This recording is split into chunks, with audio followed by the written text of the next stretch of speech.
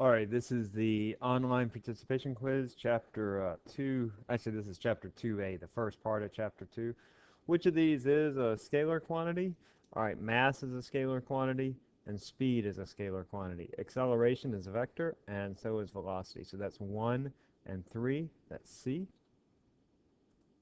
Remember, scalar quantities have only magnitude. Vectors have magnitude and direction.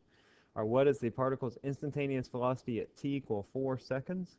That means I want to find the slope from there to there roughly. It sort of depends how you draw your line here. I'm going to draw my line here, and then I can draw it there. Let's see, this is each square counts as 1. That's 1, 2, 3, 4, 5, 6, 7 on the y-axis. 4, so 3 halves. Uh, must have been 3. All right. Probably could have drawn my line a little bit differently. Just going to have to sort of pick the closest answer, and then my y would be 6, and my x would be 1, 2, 3, 4. 4. I'm sorry, it's not 3, it's 1.5, so that's 6 over 4, which is 3 halves. So that has to be B. But you would have had that with 7 over 4 as well. That would be 1.5. Or that would be the closest answer, rather. You know, it has to be positive. It can't be D, and it can't be E. All right.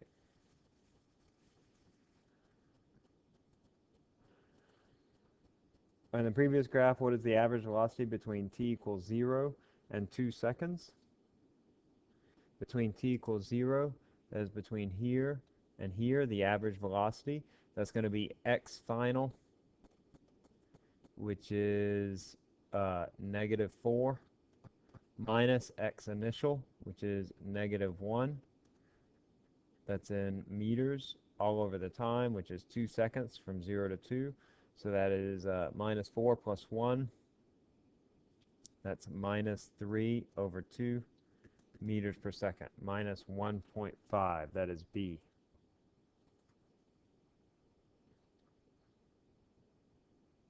You and your dog go for a walk to the park.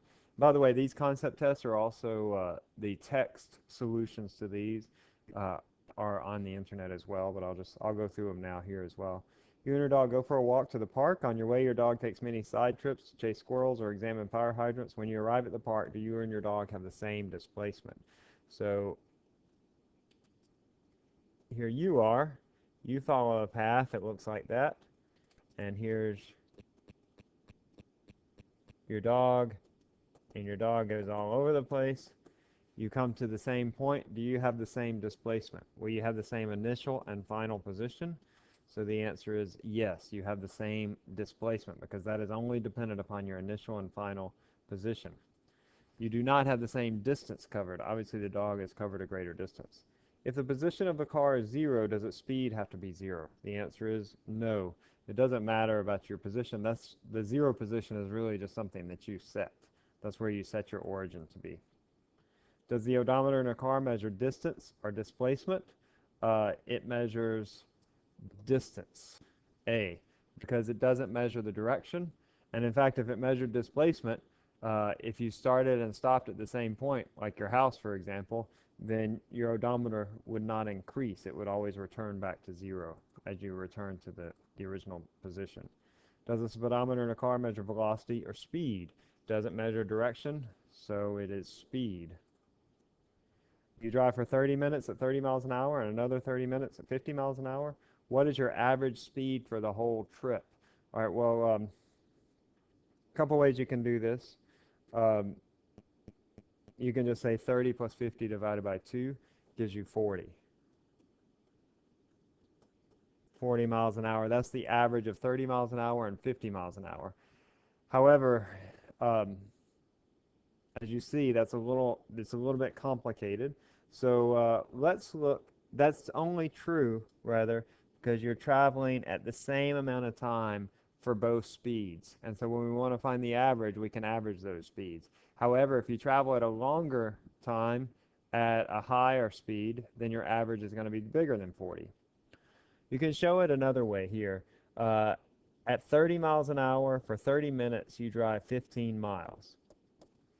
At 50 miles an hour for 30 minutes, you travel 25 miles. All right, you travel for a total of 1 hour. So that's 15 plus 25, which is 40 miles divided by 1 hour. That's 40 miles per hour. So that is the average of 30 miles an hour and 50 miles an hour, but only because you're traveling those speeds for equal amounts of time, which is 30 minutes.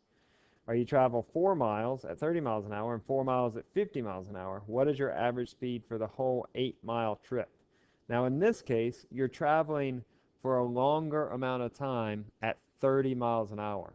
Because you're going slower, it takes you longer to travel 40 miles. So that means that the average is going to be less than 40 miles per hour because more of your time you spent at a lower speed. If the velocity of a car is non-zero, can the acceleration of the car be zero? The answer to that is yes. A very clear example is when you're traveling at a constant velocity. If you're traveling at a constant velocity, that means that you're not accelerating. Your acceleration is zero, but your velocity is non-zero. When throwing a ball straight up, which of the following is true? I take a ball, I throw it up, it travels up, and then back down again. The entire time that it's traveling, it has an acceleration equal to minus 9.8 meters per second squared. That's the entire time. Even when it's at the top of the path, it has that acceleration. All right, now I'm looking at the what is the velocity at the very top? The velocity at the very top is 0 meters per second. When it comes to the top of this path, it stops for a moment in time before it starts coming back down again. So I have a 0 velocity and a negative acceleration. So that would be C.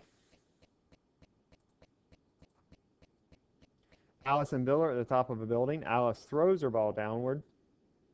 Bill simply drops his ball. Which ball has the greatest acceleration just after release?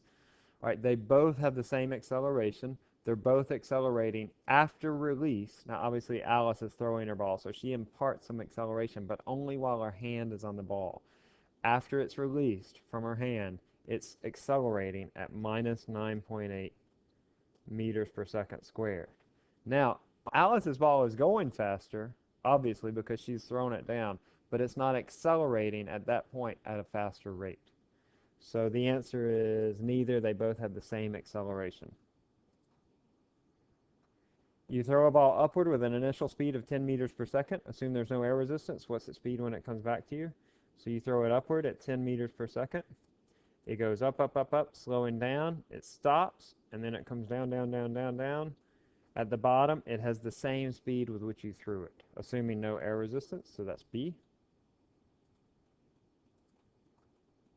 You drop a rock off a bridge. When the rock has fallen 4 meters, you drop a second rock. As the two rocks continue to fall, what happens to their velocities? All right, so you drop a rock, and then you wait a little bit, and you drop another rock. And then which of these is true? Their velocities increase at the same rate. We know they have the same acceleration, so that has to be true. So that's going to be our answer.